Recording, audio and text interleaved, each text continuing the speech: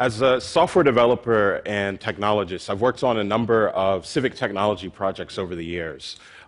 Civic tech is sometimes referred to as tech for good, using technology to solve humanitarian problems. This is in 2010 in Uganda, working on a solution that allowed local populations to avoid government surveillance on their mobile phones for expressing dissent.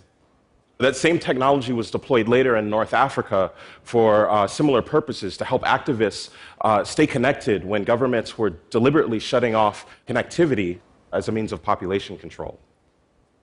But over the years, as I have thought about these technologies and the things that I work on, a question kind of nags in the back of my mind, which is, what if we're wrong about the virtues of technology, and if it sometimes actively hurts the communities that we're intending to help?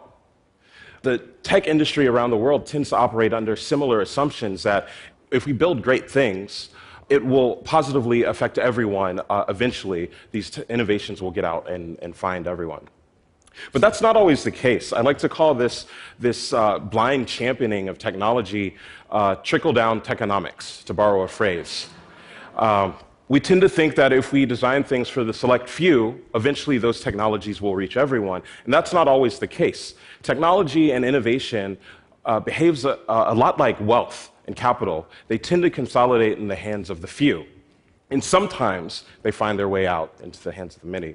And so most of you aren't tackling oppressive regimes on the weekends. So I wanted to think of a few examples that might be a little bit more relatable. In the world of wearables and smart phones and apps, there's a big movement to track people's personal health with applications that track the number of calories that you burn, or whether you're sitting enough, or sitting too much, or walking enough.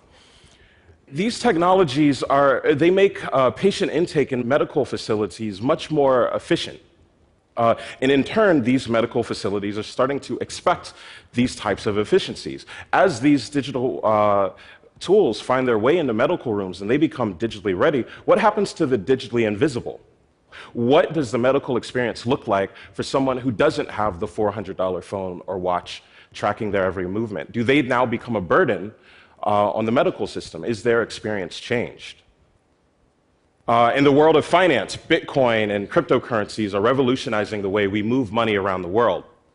But the challenge with these technologies is the barrier to entry is incredibly high, right? You need access to the same phones, devices, connectivity.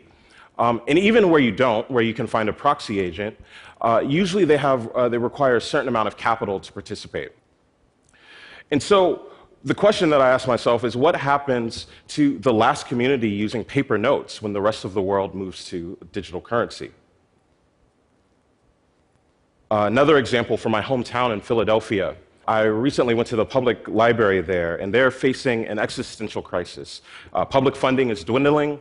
They have to reduce their footprint to stay open and stay relevant. And so one of the ways they're kind of going about this is digitizing a number of the books and moving them to the cloud. This is great for most kids, right? You can check out books from home, you can research on the way to school, from school, but these are really two big assumptions: that one, you have access at home, and two, that you have access to a mobile phone. And in Philadelphia, many kids do not. So what does their education experience look like in the wake of a completely cloud-based library? What used to be considered such a basic part of education? How do they stay competitive? The final example from across the world in East Africa, there's been a huge movement to digitize land ownership rights. So for a number of reasons, migrant communities, older generations dying off, and ultimately poor record keeping have led to conflicts over who owns what.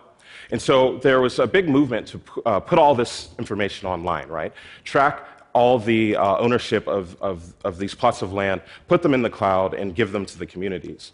But actually, the unintended consequence of this has been that venture capitalists, investors, real estate developers have swooped in, and they've begun buying up these plots of land right out from under these communities because they have access to the technologies and the connectivity that makes that possible.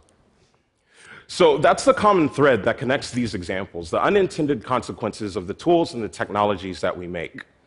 As engineers, as technologists, we sometimes prefer efficiency over efficacy. We think more about doing things than the outcomes of what we are doing. This needs to change. We have a responsibility to think about the outcomes of the technologies we build, especially as they increasingly control the world in which we live. In the late 90s, there's a big push for ethics in the world of investment and banking. I think in 2014, we're long overdue for a similar movement in the area of tech and technology. So I just encourage you, as you're all thinking about the next big thing, as entrepreneurs, as CEOs, as engineers, as makers, that you think about the unintended consequences of the things that you're building, because the real innovation is in finding ways to include everyone. Thank you.